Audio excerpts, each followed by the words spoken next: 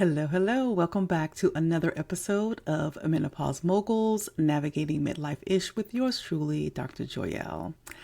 How y'all doing today? Today, I wanted to talk to you about being positioned for transitions. Being positioned for transition. If you are experiencing perimenopausal symptoms, brain fog, hot flashes, irritability, any of those things, you are being positioned for the next version of yourself. If you're experiencing any disruptions, anything that has been life-altering, you are being positioned for the next version of you. And the reason why I wanted to talk to you about this, because if you listen to my last episode of when I talked about the menopause mogul lessons from the ER, it just reminded me of other wake-up calls that I've had that happen to be associated with with the ER, unfortunately. But it just made me think back to the start of my perimenopausal journey, when I started the early age of 39, early 40s, when I was struggling. And think about the symptoms that you may be having, the symptoms that I was having. I realized that they are signals. These symptoms are signals. They're speaking to you. They're inviting you to reevaluate the relationship that you actually have with yourself. And really asking you, are you checking in with yourself? This is definitely what I've learned for me in my perimenopause journey.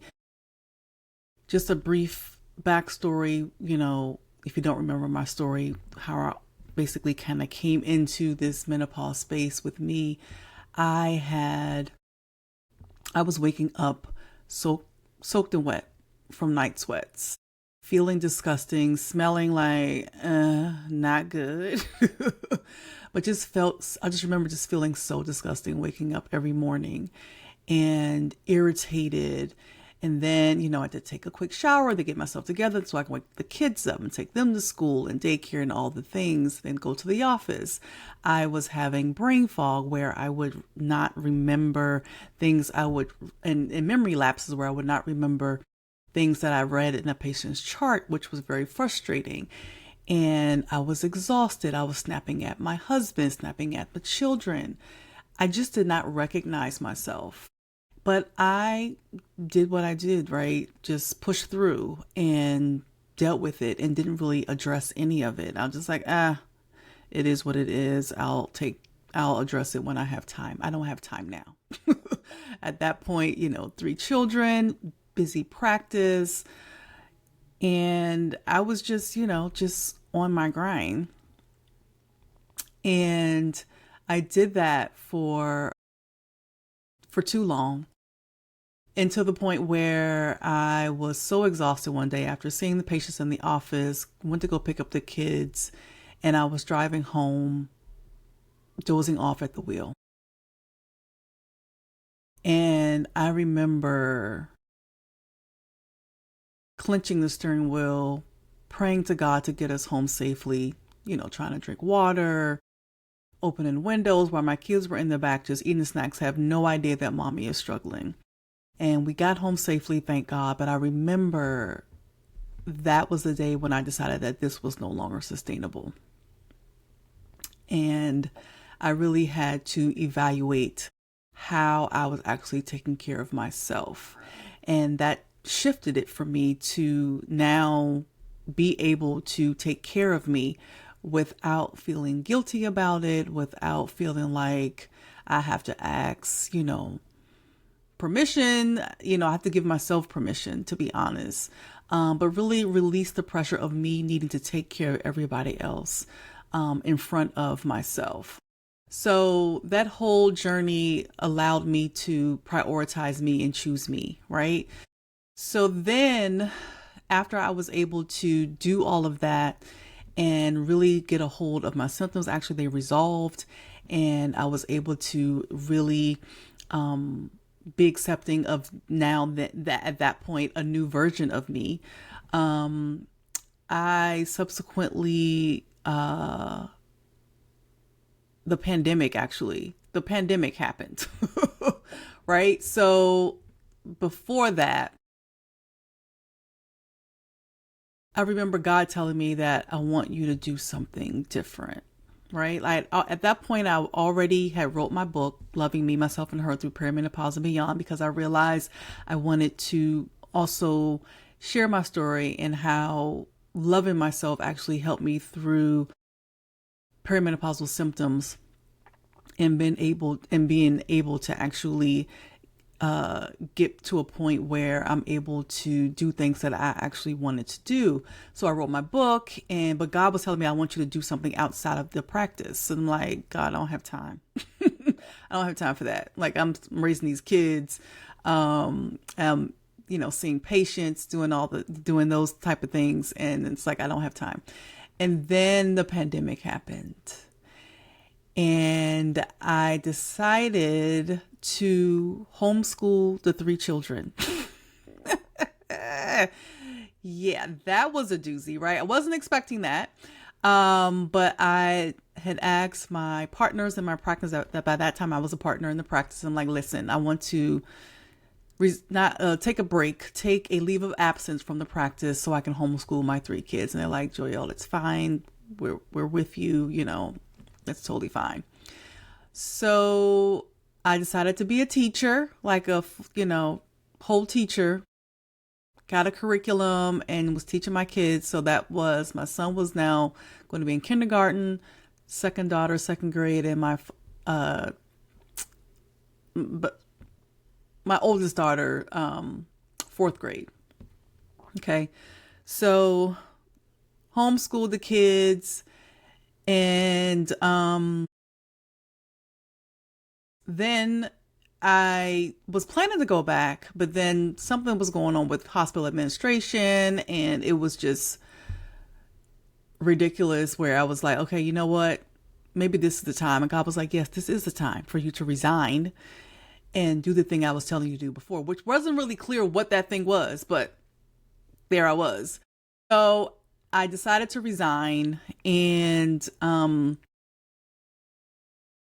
then I was able to get a little bit more clarity of going into coaching, specifically for Black women. So I feel like just looking back, all the things that led up to that point was positioning me to get to that point, right? My symptoms, me then choosing myself and then being able to choose myself again to resign from practice to actually do something that God was calling me to do.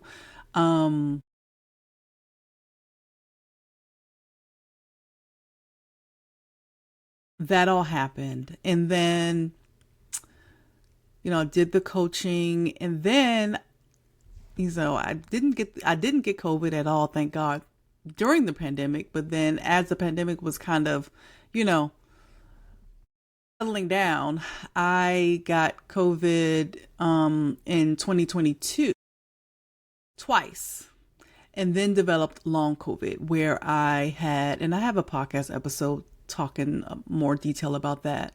But just briefly, I had a head tremor where my head would involuntarily nod no. I had muscle twitches in my arms and legs that I could not control, headaches. My heart would race. I was not able to go up and down steps without becoming short of breath. I could not put lotion on my body without becoming short of breath. Like it was a lot going on, y'all. Like it was a lot. And totally, I couldn't drive. I couldn't take my kids to school. Like it was definitely life altering.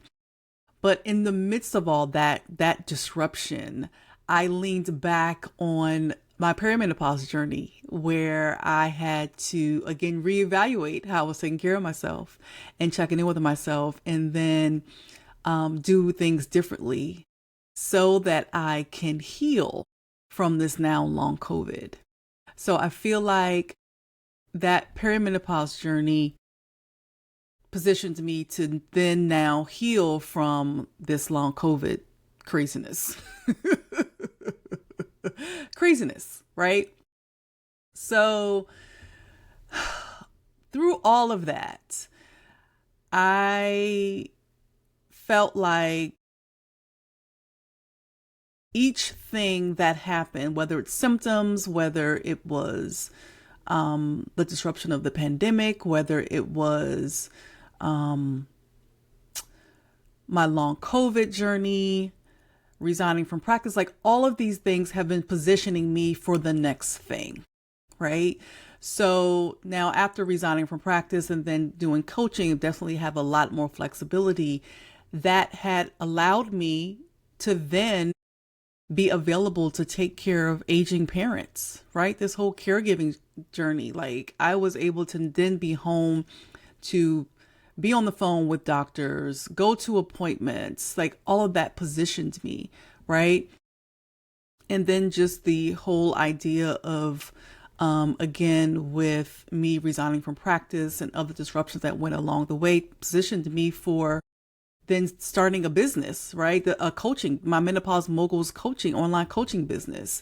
And also just at the end of the day, being able to take care of me better. All of those things positioned me for all of those transitions. And what I'm learning when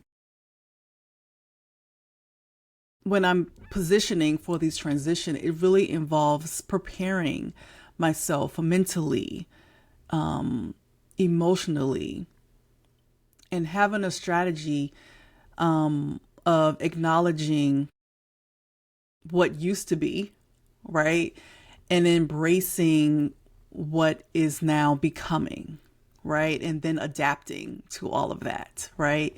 And at the same time being proactive about, again, taking care of me in the process. And as I'm going through all of these things, I'm also approaching them with honest conversations with myself. And that's also acknowledging real feelings. You know, in before all of this, I used to like push down negative feelings. Like, I don't want to feel that. I'm supposed to be the happy girl. I'm always, my name is Joyelle. Like, I'm supposed to be exude joy, right?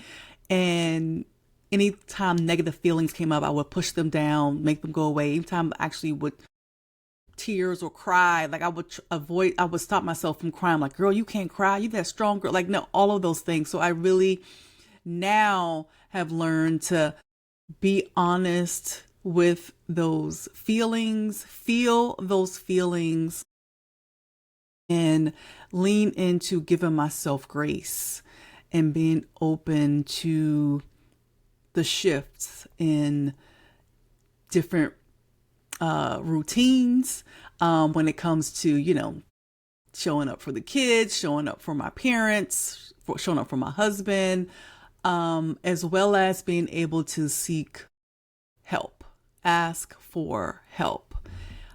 It's all, like I said, I'm still continuing to learn this. And especially as I, talked about in my recent ER visit, it's a continual process. And I feel like I have been effective in transitioning, right? Effective because I allow myself to be still with, in between all of these things, giving myself permission to be still and come up for air. Be still and come up for air. Now, air is a acronym. The A in air would be adapt. I have been constantly adapting. Like I know many of us are, right? Midlife is all about change. It's just not, menopause being the change. Midlife is all about change. And if we are remain open to adapting to each and every change, that's how we're able to be in a place of thriving when we are transitioning in these midlife streets, whether it's transitioning in relationships, whether it's transitioning in identity. If we allow ourselves to be open to adapting, making shifts in how we're taking care of ourselves, making shifts in routines, making shifts on boundaries that we may have, we have to be open to adapting. And that's also including the awareness of ourselves, advocating for ourselves, like all of those A's. We have to be able to adapt in all those things. Okay. So again, be still and come up for air. A being adapt. I being internal grounding, doing the inner work. I cannot say that enough. The inner work is the secret sauce when you are going through all these changes in midlife, whether it's perimenopausal symptoms, whether it is taking care of aging parents, changing careers, starting a business. We have to do the inner work. And that is grounding ourselves in peace, creating joy in the midst of all the changes, in the midst of all the disruptions. We have to have that internal grounding because there's always going to be, as you know, midlife, there's always going to be some type of change. There's always going to be some type of disruption. But if we're grounded within ourselves, that we are intentional about choosing our peace, protecting our peace, creating joy in the midst of all those things, we will be able to thrive in transition. And then the R in air, be still and coming up for air. The R is refining. Acknowledging that my purpose continues to evolve has been a game changer. Let me tell you, when I went to medical school, then training, the goal was to finish training, go work, go into private practice and be there until I'm 60s, until I resign. That was the plan. That's what I thought my purpose was. Like, I loved delivering babies. And I was like, I'm going to deliver babies until the wheels fall off. Like, I ain't going to stop this. But clearly that changed. So I had to refine what my values were, what my goals were, and really talk to God and figure out, okay, like what am I supposed to be doing now? Because clearly that's the other thing that I thought I was supposed to be doing is not supposed to be the thing anymore. So I had to be open to refining all of that and do the things that actually align with what God is now positioning me to do in this season of my life. And at the same time, letting go of certain things that no longer serve me, right? So being able to refine, okay? So be still and coming up for air, adapt, internal grounding, and refining is what is really necessary to thrive as we are being positioned for just more transitions. And this most recent ER visit You know,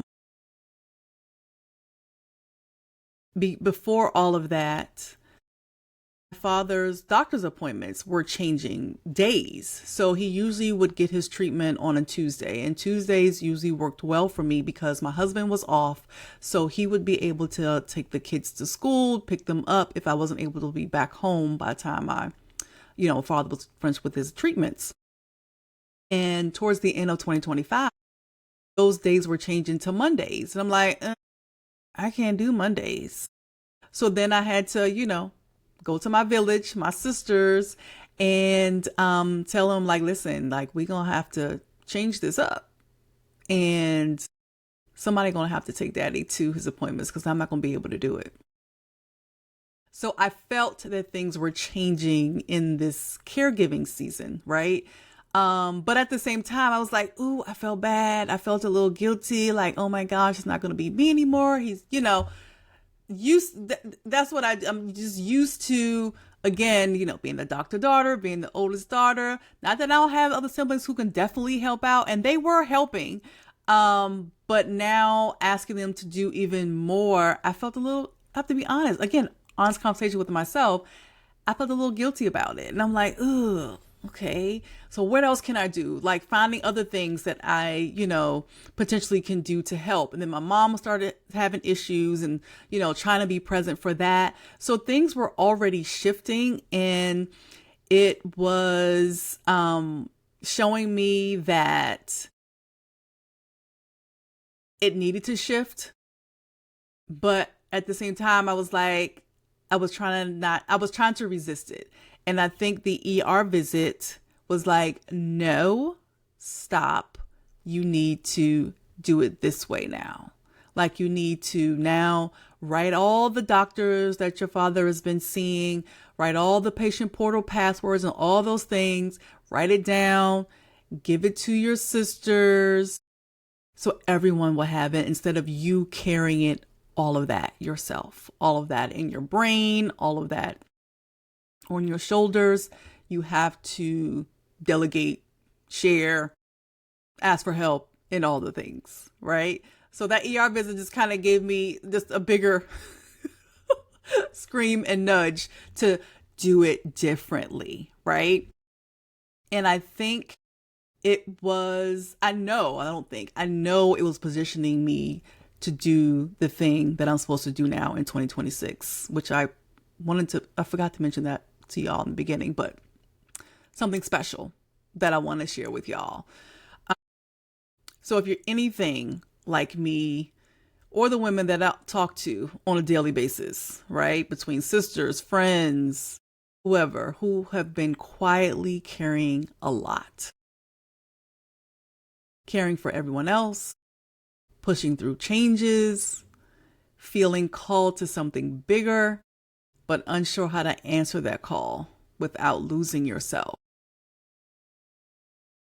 God has called me to do something for you, specifically Black women.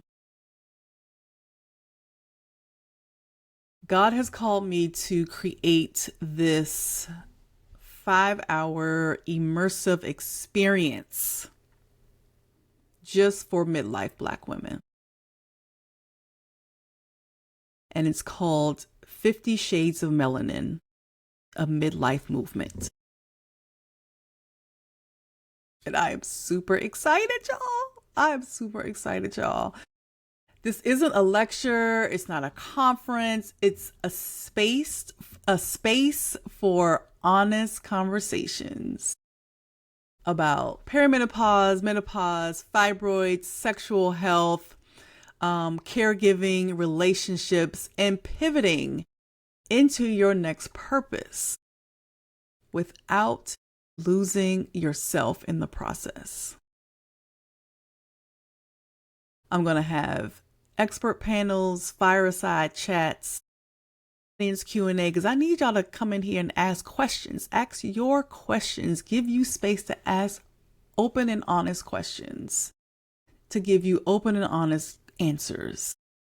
There's going to be guided reflections. It's designed to give you clarity energy, inspiration, and connection. Like, we're going to do this in a community so that you can step confidently into this season of your life. I'm excited, y'all. So stay tuned, okay? I'm going to have more information about this, but I wanted to just drop that on y'all to look out for this. This is going to be intimate, it's going to be transformative, and I don't want you to miss it. So make sure you're following me on social media, subscribe to my website, drjoyelle.com, to get on my email list so you can get first dibs on when these early bird tickets will go on sale. Okay, come in the next week or so. Okay? So be still and come up for air. And if you feel like, I don't know how to do that, I don't know where to start, then look forward to 50 Shades of Melanin, a midlife movement. Okay? All right, y'all. So that's all I have for you all today. Thank you for tuning in. And as always, love and light to you all. And I'll talk to y'all next time. All right, y'all. Take care.